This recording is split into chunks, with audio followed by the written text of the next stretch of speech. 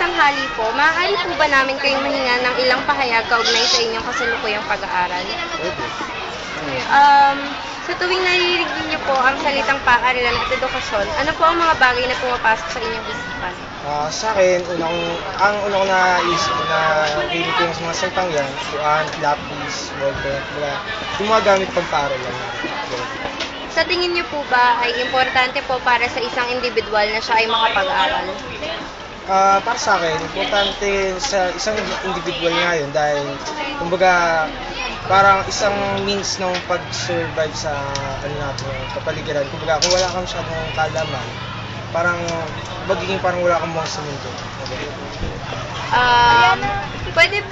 Alam naman po natin na sa kasalukuyan na talaga pong naghihirap na po yung bansa natin. Maaari po ba kayong magbigay ng ilang halimbawa ng mga problema kung kaya't hindi po nakakapag-aral ng karamihan sa mga kabataan?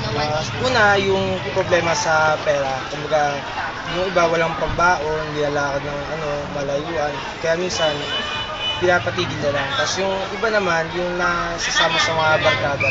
Kaya nangyayari, nasisira yung pag-aaral nila. Kaya pinapatigil na lang ng mga magulang.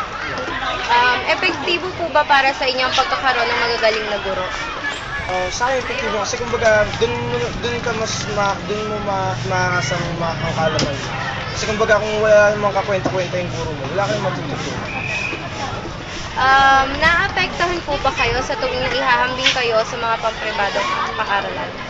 Sa akin, para sa akin hindi. Kasi kumbaga, sa lagay ko, parang nakukuha ko rin naman yung nakukuha ng mga pribado ko. So, sa ng kaalaman. Sa inyo pong sariling palagay, ano po ba yung mga dahilan kung kaya't madalas pong paghambingin ng dalawang uri ng paaralan ito? Yung una kasi sa mga pasilidad sa paaralan. Tapos yung sunod, yung sa mga guro na rin. Yun. Ngayon lang po, maraming salamat.